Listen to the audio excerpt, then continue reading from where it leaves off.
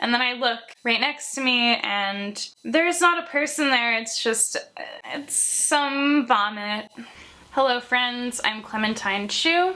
So there are two things that you need to know about this story before we begin. One, this story takes place in 2015. So I was 19, a sophomore in college, feeling extremely rejected and lost. My freshman year was very, very good. I had a good group of friends, but they all transferred. As sophomore year started, I found a new group of friends that was in my hall, and I just immediately latched onto them. And even more than just latching onto my friend group, I also latched onto one particular guy in the friend group who I had sort of a flirtation with. And I determined that because I kind of liked him and he seemed to kind of like me back, we were meant to be together. And so I spent the semester very hung up on him, and I wrote him a note. I slid it under his door. He actually came back to school with a different girlfriend. And I'm not saying that to garner sympathy.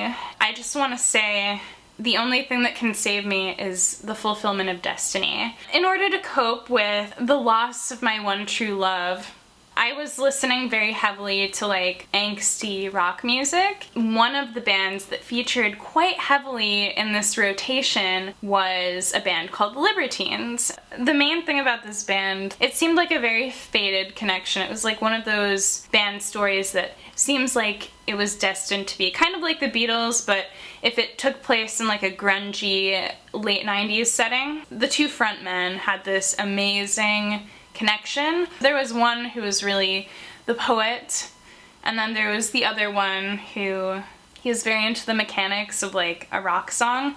What came of this band was this very poetic version of English punk music, and it was amazing. They were exposed to drugs and stuff like that, and one of the main group members kind of fell into a bad habit, and the group broke up, and the two frontmen formed their own splinter groups that were never quite the same. The Libertines were important in that they kind of constructed this worldview. Everything seems really universally destined. So that brings me to the beginning of the story, which is I'm sitting in my dorm room. I'm listening to Hack Forever by the Baby Shambles, a song by Pete Doherty. Over the years, I have looked him up and seen what he's up to, and usually it's one of four things. He's either going into rehab, leaving rehab early, going to prison, or breaking up with Kate Moss. But this time, something actually kind of crazy happened, which was that he was doing none of those four things. He was actually writing an album with the Libertines, that band that I mentioned earlier. They were also headlining at the Reading and Leeds Festival.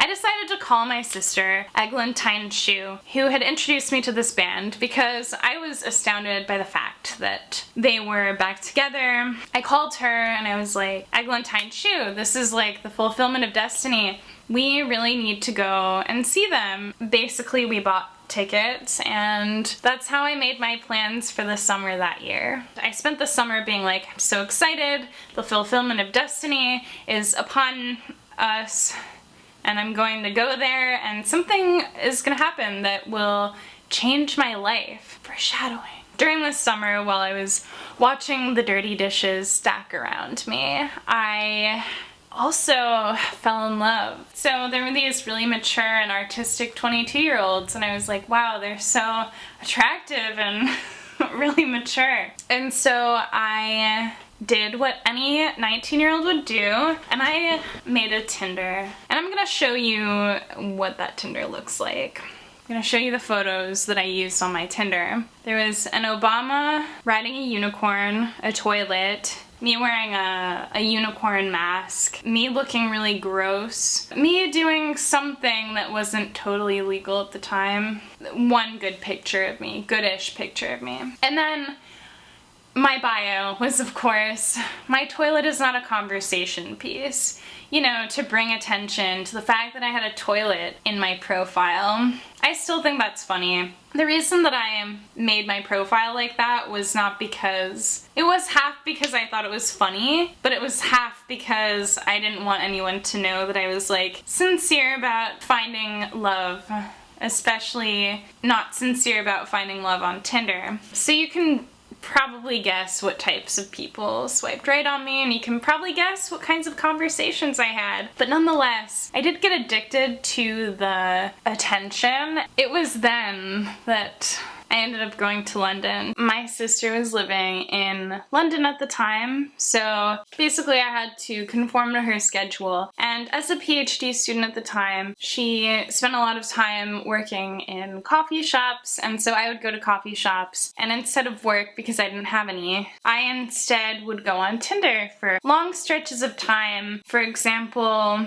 4 hours until my swipes ran out. The types of conversations that I would have were maybe disingenuous. I don't think I was a terribly good conversationalist because I would start people off with a weird question such as, what's your favorite food to be dipped in? And then follow it up with a bunch of non sequiturs. I would justify it to myself by being like, well, if they can't understand my sense of humor, then it's just not meant to be. They're not my soulmate. I wasn't really finding the love that I believed that I deserved. It went on like this for an entire week. Can you imagine? And I swipe right on someone who I'm going to refer to as Charlie. Here is a picture of him. Charlie was someone who I thought, wow, he seems like a real douche. And so I almost didn't swipe right on him. It was partially because he was a douche and partially because he was 18. Now, I was 19, but even at 19, I was still like, 18 is a little bit young for me. But I swiped right on him anyway. I'm probably going to insert a dramatic reading of our first messages right now. Hey, do I know you? It's just I swear I recognize you from somewhere. Smiley face. That's an excellent question. Perhaps you know me from Tinder. Or the bus. Nah, can't be Tinder. I deleted my account after I got crabs. Probably the bus. I'm always on the bus. So apart from having hands, what else do you do? Oh, it must be the bus then. If you had to choose an STD to get, which one would it be? I love the bus. I would ride it end to end if I could. Ha ha ha! Weirdly enough, a while ago I had a conversation about how nice syphilis is as a word, and how it'd be brilliant naming your kid after it. I think we might be soulmates. The important thing to note about this is that he was able to match my strangeness 1 for 1. Furthermore, he would address everything I said in a message, and sometimes I would say like 20 things. It was like, okay, he might be the one. He's probably the one. And so I continued my conversation with him, and it got very long. And I'm gonna show you how many messages we would send to one another at once. I would send 40 messages, he would send 40 messages. I would have to block out an hour of time to respond to him. And this was all over Tinder. It's romantic in its own way. He only made me feel vaguely uncomfortable. That's good. I went to the Reading and Leeds Festival. It was great. I saw the Libertines. I was like, fulfillment of destiny accomplished. This is what I came for. I found out during the course of this conversation, my Tinder correspondent, Charlie, also attended the Reading and Leeds Festival and saw the Libertines. And so I was like, okay, we're clearly star-crossed lovers, and we would have met if I'd went to Reading. This was the fulfillment of destiny, is that I met Charlie. We continued our conversation, and I went back overseas. We transferred our conversation to WhatsApp because it was a slightly more romantic app. And the conversations were getting longer and longer, you know. It would take me like 2 hours now to respond to any given set of messages he would send me. As this was going on, I was also planning my study abroad experience. I was going to my junior year, and as a French major, I had assumed that this would be the time that I went to Paris to traipse around and become fluent in French. That's what you're supposed to do. So I was filling out these applications. A little voice in my head said, you need to also apply to the London program. The catch was the London program, first, was in English, second, was very difficult to get into. And so the odds were very low that I would get into that program. So I was like, I'll just apply to the London program in addition to the Paris programs, because if I get in, that's a sure sign that my destiny wants me to go to London and meet Charlie. I got my acceptance to this London program on the day that Charlie disappeared from WhatsApp. I sent him my requisite 40 messages, and they were not delivered to his phone. There was only one sole check mark next to my message, and I was like, did he block me? I kept waiting and waiting to hear back from him. 1 week passed, and 2 weeks passed, and a month passed, and I was like, oh my god, he totally blocked me. At around the 6-week mark, I logged onto Tinder, didn't look him up. First, I changed my profile picture to a recent flattering selfie of me so he would know what he was missing. And I changed my bio to an In-Betweeners quote. The In-Betweeners is a British TV show that I was very into at the time. And the quote was, Hello. Hello, everyone. Can somebody call me an ambulance because I'm in trouble? Time is moving really, really slowly, and everything is flat. I need you to call me an ambulance, or failing that, my mummy. I really want my mummy because I'm not being dramatic. I think I might be dead. Is that clear? Mummy or ambulance? And so I waited for a few days. I waited until Friday after I'd had a few drinks, and I had a friend force me to open the app and sent him this note. Hey, Charlie. My WhatsApp has not been working properly for a long time now. I just wanted to tell you that I'll be in London beginning in January. We should Marvel hang out. I was afraid that he didn't want to hear from me. In retrospect, he probably just didn't want a pen pal.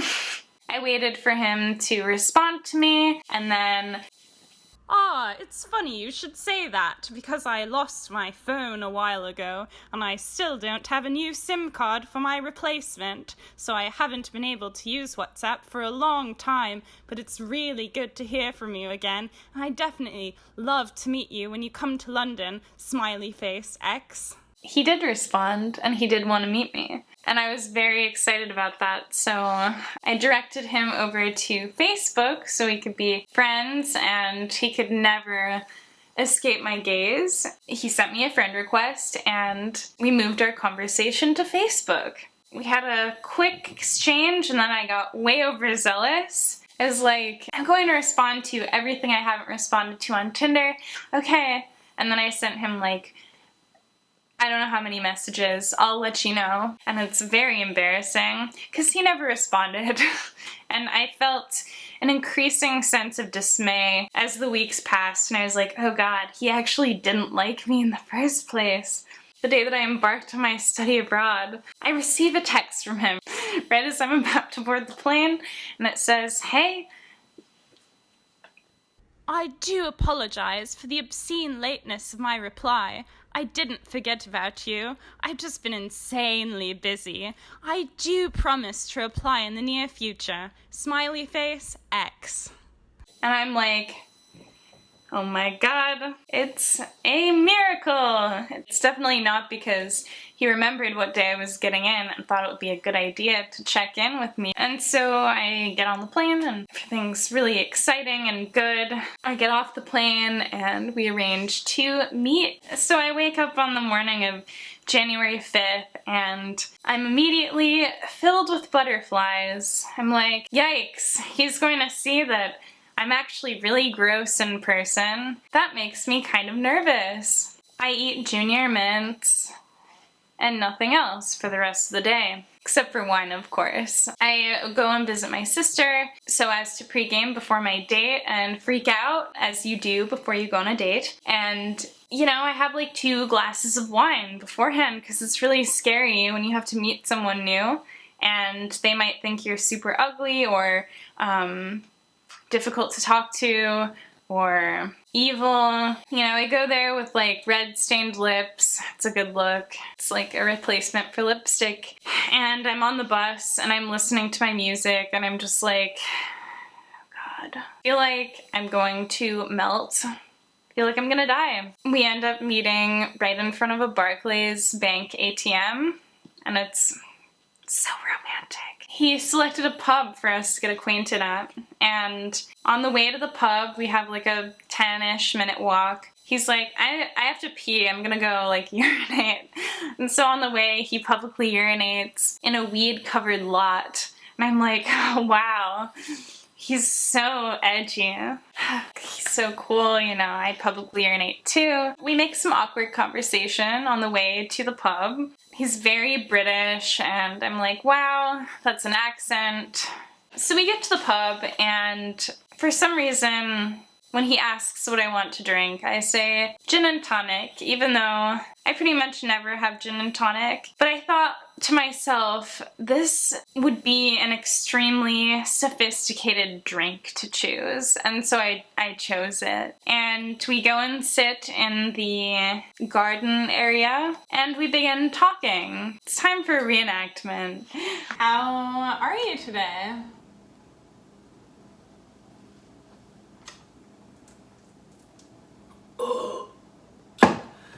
Right, that's a great question. So actually, it's been kind of a shit day. This morning I woke up and I was running out I checked my bank account and I only had 5 quid left. Can you believe it? So I called my boss and I said, it's been a while, you know, what do you have in for me? I'm a barman, so, you know, I do weddings here and there, consistent work, you know. My boss said, you're fired. And I said, why is that? You know, it's a funny story. A few weeks ago around Christmas time, there were a lot of horny girls, and there were 3 of them that asked me into the toilet, and they said, let us give you a blowy in the toilet. And so I did, and it was lit. After that, I guess I never got... Afraid I'm a bit skint right now. I don't have much money to go on the piss. Stuff like that. Would you mind if we went over to the off license? We could split a bottle of something, maybe some gin if you're into that, or I have a few places to show you though.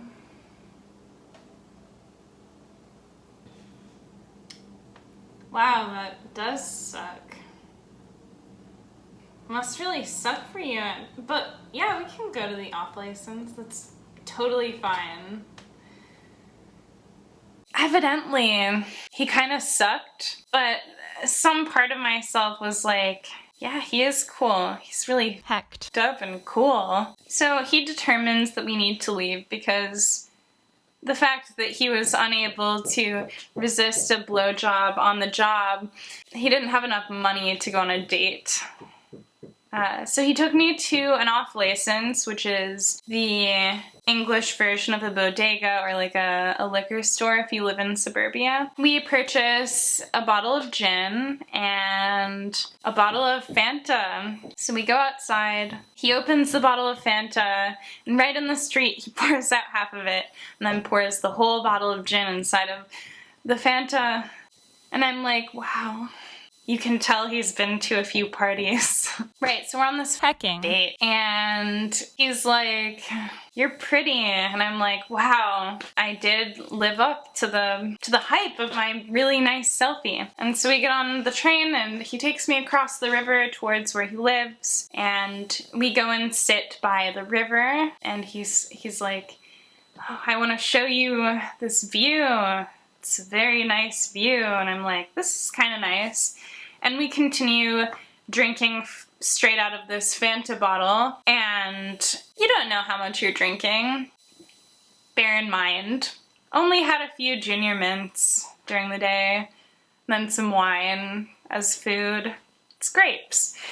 Very nutritious. I begin to get a little bit very drunk, maybe. Things get kind of fuzzy around here. We decide to go and hang out at his house. He lived with his parents, and, you know, it didn't seem like that much of a risk because he lived with his parents. He wasn't gonna murder me. So we get back to his house, and we're in his disgusting room. There are like wrappers and empty beer cans all over the place, and it smells a little bit like weed. I really don't remember this part that well. I have snippets available from this point in the night. Mainly I remember gross bedroom, oh no.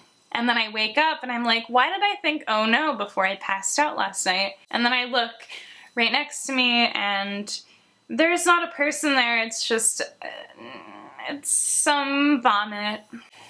It's just a little bit of like chunky Junior Mint on the bed right next to me. I'm like, wow, I need to disappear right now. How do I sneak out of this situation? But also, he's my soulmate. It's the fulfillment of destiny. I need for this to work out. And so I sit up very slowly, and he is on the floor, and he sits up very slowly, and he's like, good morning.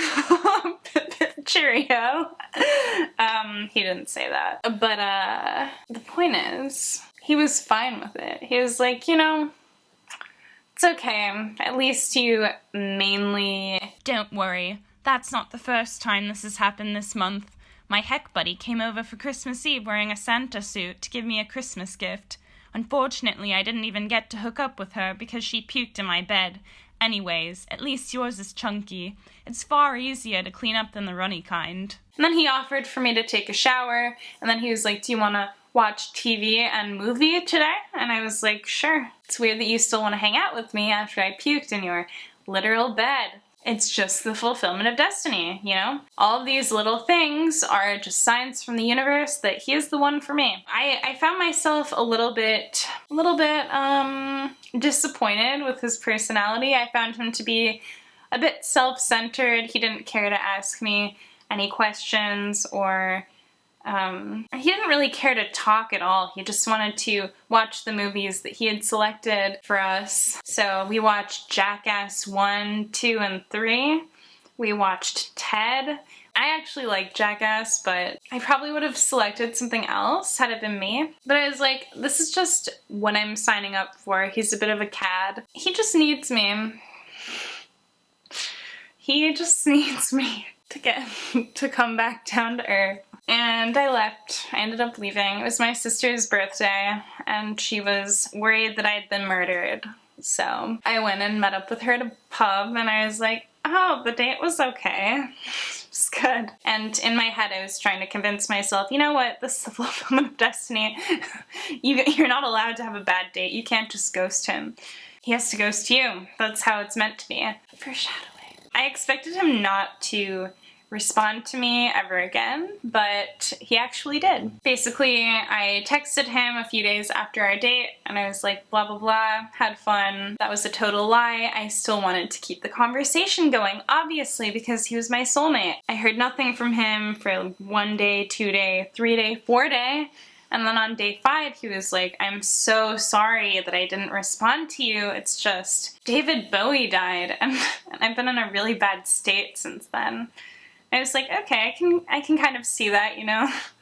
An important musician to you, I can see why.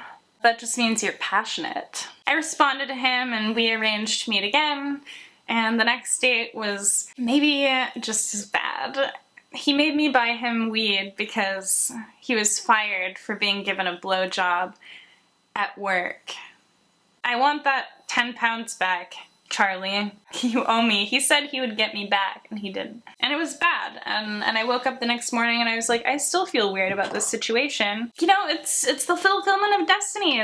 There's bound to be issues at the beginning, because destiny isn't supposed to happen in a clear and linear way, obviously. And then I leave his apartment, and I feel weird, and I end up eating a whole thing of caramel profiteroles from Tesco, and then I don't hear from him for 2 weeks, and I'm like, maybe that's it. Maybe that's the last I hear of Charlie. As it turns out, I am wrong. That is not the last I heard of him. He texts me a few weeks later, and I'm sick at the time, and I warn him, you know, I might be not that fun to hang out with, and he's like, I don't care. I would have fun with you. And I was like, great. And so we hang out, and this date is actually slightly better. You know, I still have to buy him weed. Actually, no. He bought his own weed this time. I noticed that he was reading a book. He was reading, I think, Brave New World, and I was like, wow, thoughts in the brain, that's good. Wow. He's hacked up, and he reads. This date lasted a long time. I'm not gonna say how long, but it lasted a long time, and it was fun. He still picked all the movies, and I didn't see the light of day, but it was still okay. I began to see how I could learn to like him, and at the end of the date, he was like, I'll be seeing you again very soon. And I was like, wow, he felt it too. It's the fulfillment of destiny. Sorry I keep saying that, but it's true, and I just want to be accurate. We were gonna be seeing each other again very soon. So I texted him, and I waited a week to hear from him. You know what I heard? Oh wait. I heard hecking. Nothing. So I began to feel sad again because I felt like we had had such a connection, and he was leaving me hanging. And I was like, maybe there's someone else, or like maybe he actually thinks I'm ugly and boring. Maybe he sees me for who I am, and that's unacceptable. I cried a lot, and I wrote a funny blog post, and I rode the 8 bus from end to end many times, listening to Fiddler's album 2, and I came to the conclusion that I needed to write to him. And write to him I did. And here's what I said. Okay, I'm just gonna say what I need to then. Okay, so since we met, I've been extremely confused by the lack of communication. Despite the fact that silence on your part says something in itself, I really can't read your mind. I would really rather not continue to bother you if it's the case that you don't want to hear from me, but that's a difficult thing to decide to do when sometimes you express that you enjoy spending time with me and say such things as, we'll hang out again soon. It's just confusing. If you just wanted to be buddies or this to have been a one-night stand sort of deal, you could have just said so. People have been upfront like that before. I really do like spending time with you, and I think you're a cool person. That being said, I'd like to at least be friends, but only if you also do. But I'd really like to know what's going on, whatever is the case. And I waited for a response, and I didn't get one for a whole last week.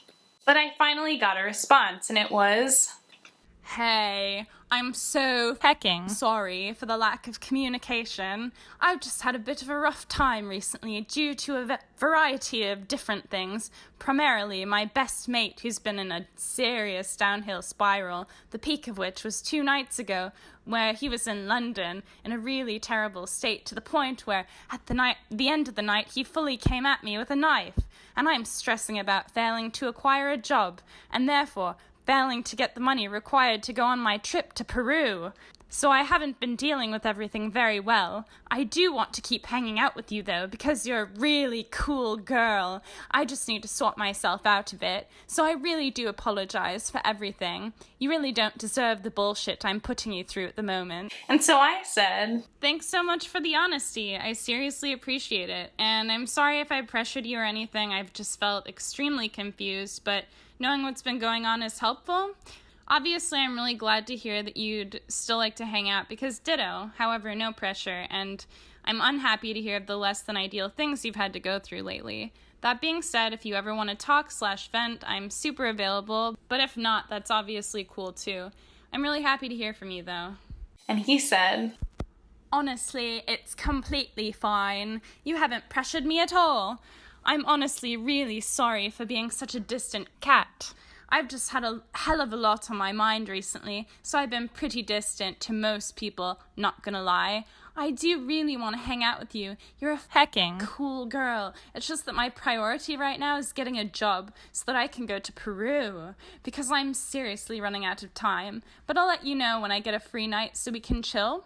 And I was feeling much better. I was like, wow, he's going through so much right now. And then I made the funniest joke I've ever made, which I'm gonna put right here. Right here. No worries, I do understand where you're coming from and hold you in high esteem. I would not even call you a distant cat behind your back. I wish you the absolute best of luck on your job search, and I hope you find one like today. But yeah, I'd definitely love to hang out when you're free. Winky face, winky face, winky face. Sorry, facial tic. And he didn't even respond to it. He didn't say ha ha ha. He didn't even laugh, react it. And he should have, because that's a funny joke.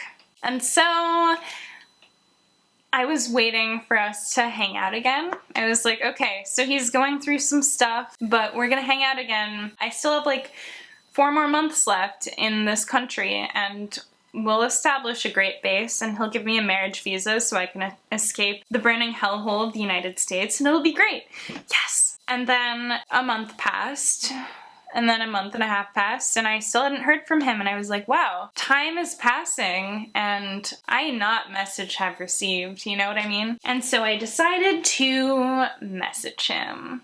And I said, hey, let's hang out soon, basically. I said this. Yo, are you free at all next week? And then he said this. Sorry, man. Been insanely busy. Trying everything to get ready for when I leave. But yeah, as long as I don't get called into work, I should be free this week. But one of the girls I work with is ill at the moment, which is why I'm at work today. So I might have to cover some of her shifts this week if she's not better.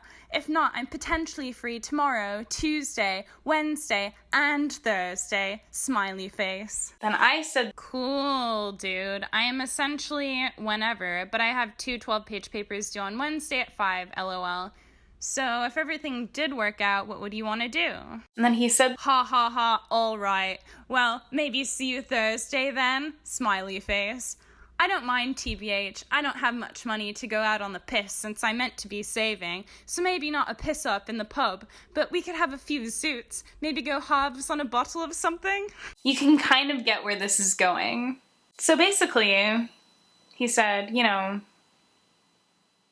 I would love to hang out with you. You know, you're so cool. How could he not think so? After I said I was free, he basically backtracked and he was like, actually, I have to fill in for someone at work. And also, it's my friend's birthday, and I actually can't do any day this week. I'll let you know how it is at the end of the day. And then he ghosted me. I've never heard from him since, but one time he did like a flattering picture of me on Instagram, and I spent the rest of my study abroad being like, singular tear.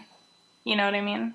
I had a singular tear running down my face. It was all his fault. I guess I don't really have a real takeaway from this experience. Bring toothpaste. Because I just gave you a lowdown on a very irresponsible time in my life, it's probably time for me to give you some life lessons so you can avoid this. Okay, number 1, stay off Tinder. It's a cesspool, okay? 2, bring toothpaste. 3, just go to Paris, you know? I did not learn who my soulmate is, but I did learn where the best places in London are to cry. And I'm going to leave the review of all the places I cried in London in the description box, and you're going to be blown away, and it's amazing. I can feel the time aggressively ticking towards 5 o'clock, and you know what that means. So I'm gonna go. Actually, wait, I need to show you my outfit of the day. I feel like I kind of look like a matronly librarian, but this is a slip. This is literally lingerie. That was my outfit of the day for you, and it's time to go. So have a great rest of your night. All I have to say is sometimes you need a little bit of water to really let loose.